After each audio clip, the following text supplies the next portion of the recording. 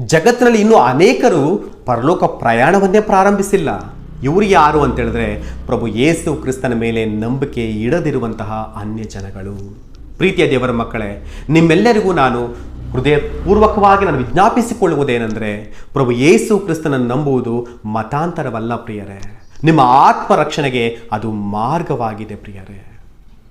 ಲೋಕದಲ್ಲಿ ಯಾವುದೂ ಕೂಡ ನಾವು ಆಚರಿಸುವಂತಹ ಸಂಪ್ರದಾಯಗಳಾಗಲಿ, ಆಚಾರ ವಿಚಾರಗಳು, ನಾವು ತಿನ್ನುವಂತಹ ಊಟ, ನಾವು ತೊಡುವಂಥ ಬಟ್ಟೆ, ನಾವು ಜೀವಿಸುವಂತಹ ಆಡಂಬರದ ಜೀವಿತ ಯಾವುದೂ ಕೂಡ ನಮ್ಮ ಆತ್ಮವನ್ನು ನಿತ್ಯ ನಾಶದಿಂದ ತಪ್ಪಿಸಲಿಕ್ಕೆ ಸಾಧ್ಯವಾಗೋದಿಲ್ಲ ಪ್ರಿಯರೇ. ನಮ್ಮ ಆತ್ಮವನ್ನು ನಿತ್ಯ ನಾಶದಿಂದ ತಪ್ಪಿಸ್ಕೊಳ್ಬೇಕು ಅಂದರೆ ನಮ್ಮ ಪಾಪಗಳನ್ನು ನಾವು ಪರಿಹಾರ ಮಾಡಿಕೊಳ್ಬೇಕು. ಆ ಪಾಪ ಪರಿಹಾರ ಮಾಡಿಕೊಳ್ಳಿಕ್ಕಿರುವ ಒಂದೇ ಒಂದು ಮಾರ್ಗ ಪ್ರಭು ಯೇಸು ಕ್ರಿಸ್ತನ ಮೇಲೆ ನಂಬಿಕೆ ಇಡುವಂಥದ್ದು ಪ್ರಿಯರೇ. ಯಾಕಂದರೆ ಪ್ರಭು ಯೇಸು ಕ್ರಿಸ್ತನು ಮಾತ್ರವೇ ಪಾಪಗಳ ಪರಿಹಾರಕ್ಕಾಗಿ ತನ್ನ ಪ್ರಾಣವನ್ನು ಬಲಿಯಾಗಿ ಅರ್ಪಿಸಿ ತನ್ನ ರಕ್ತವನ್ನು ಸುರಿಸಿರುವಂಥದ್ದು. ಹಾಗಾಗಿ ಪ್ರಭು ಯೇಸು ಕ್ರಿಸ್ತನ ಮೇಲೆ ನಂಬಿಕೆ ಇಡೋದು ಅದು ಮತಾಂತರ ಆಗುವಂಥ ಕಾರ್ಯವಲ್ಲ, ಮಾನಸಾಂತರದ ವಿಷಯವಾಗಿದೆ, ಪರಲೋಕ ರಾಜ್ಯಕ್ಕೆ ಹೋಗುವ ಮಾರ್ಗದ ವಿಷಯವಾಗಿದೆ ಪ್ರಿಯರೇ.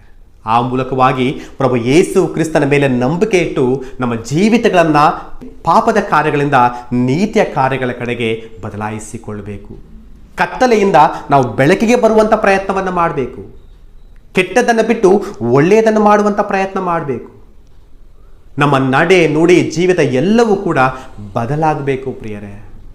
ಆ ರೀತಿಯಾಗಿ ನಮ್ಮನ್ನು ಪ್ರತಿ ದಿನವೂ ಕೂಡ ಪರಿಶೀಲನೆ ಮಾಡಿಕೊಳ್ತಾ, ನಮ್ಮನ್ನು ಬದಲಾಯಿಸಿಕೊಳ್ತಾ, ದೇವರ ವಾಕ್ಯದ ಬೆಳಕಿನಲ್ಲಿ, ಪರಿಶುದ್ಧಾತ್ಮ ದೇವರ ಬೆಳಕಿನಲ್ಲಿ ನಮ್ಮ ಜೀವಿತಗಳನ್ನು ಸಿದ್ಧಪಡಿಸಿಕೊಂಡು ಕ್ರಿಸ್ತನ ಬರೋಣಕ್ಕೆ ಪ್ರತಿಯೊಬ್ಬ ಮನುಷ್ಯನು ಕೂಡ ಸಿದ್ಧವಾಗಬೇಕಾಗಿದೆ ಪ್ರಿಯರೇ. ಸಿದ್ಧವಾಗದೆ ಹೋದರೆ ನಿತ್ಯ ನಾಶನ ತಪ್ಪಿದ್ದಲ್ಲ ಪ್ರಿಯರೇ. ಒಮ್ಮೆ ಆಲೋಚನೆ ಮಾಡೋಣ. ಒಬ್ಬ ಮನುಷ್ಯ ಲೋಕವನ್ನೆಲ್ಲ ಸಂಪಾದನೆ ಮಾಡಿಕೊಂಡು ತನ್ನ ಆತ್ಮವನ್ನು ನಷ್ಟಪಡಿಸ್ಕೊಂಡ್ರೆ ಏನು ಪ್ರಯೋಜನ? ಈ ಲೋಕದಲ್ಲಿ ಎಂಥ ಜೀವಿತವನ್ನು ಜೀವಿಸಿದರೂ ಕೂಡ, ಎಷ್ಟು ಉನ್ನತವಾದ ಐಶ್ವರ್ಯವಂತ ಜೀವಿತವನ್ನು ಜೀವಿಸಿದರೂ ಕೂಡ ನಿಮ್ಮ ಆತ್ಮವನ್ನು ಒಂದು ದಿವಸ ನೀವು ನಷ್ಟಪಡಿಸ್ಕೊಂಡ್ರೆ, ನಿಮ್ಮ ಆತ್ಮ ನಿತ್ಯ ನಾಶನಕ್ಕೆ ಹೊರಟು ಹೋದರೆ ಏನು ಪ್ರಯೋಜನ ಪ್ರಿಯರೇ? ಒಮ್ಮೆ ಆಲೋಚನೆ ಮಾಡಿರಿ. ನಿಮ್ಮನ್ನು ಪ್ರೀತಿಸಿಯೇ ನಾವು ನಿಮಗೆ ಈ ಮಾತುಗಳನ್ನು ಹೇಳ್ತಾ ಇದ್ದೇವೆ. ಕ್ರಿಸ್ತನ ಮೇಲೆ ನಂಬಿಕೆಯ ಮೂಲಕ ಪ್ರತಿಯೊಬ್ಬರೂ ಕೂಡ ದೇವರ ವಾಕ್ಯದ ದೀಪವನ್ನು ಹೊಂದಿ, ಪರಿಶುದ್ಧಾತ್ಮ ದೇವರೆನ್ನುವಂಥ ದೀಪವನ್ನು ಹೊಂದಿ, ಆ ಬೆಳಕಿನಲ್ಲಿ ಪ್ರತಿಯೊಬ್ಬರು ಕೂಡ ತಮ್ಮ ಜೀವಿತಗಳನ್ನು ಸರಿಪಡಿಸಿಕೊಂಡು ಕ್ರಿಸ್ತನ ಬರೋಣಕ್ಕೆ ಸಿದ್ಧವಾಗಬೇಕಾಗಿದೆ. ಅಂತಹ ಒಂದು ಉನ್ನತವಾದ ಕೃಪೆಯನ್ನು ದೇವರು ನಮ್ಮೆಲ್ಲರಿಗೂ ಅನುಗ್ರಹಿಸಲಿ ಎಂಬುದಾಗಿ ನಾನು ಬೇಡಿಕೊಳ್ಳುವನಾಗಿದ್ದೇನೆ. ದೇವರ ನಾಮಕ್ಕೆ ಮಹಿಮೆ ಉಂಟಾಗಲಿ. ಈ ಮಾತುಗಳ ಮೂಲಕ ದೇವರು ನಮ್ಮೆಲ್ಲರನ್ನು ಕೂಡ ಆಶೀರ್ವದಿಸಲಿ.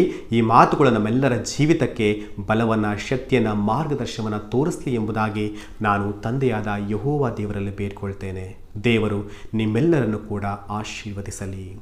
ಎಲ್ಲರಿಗೂ ಶಾಲೋಮ್.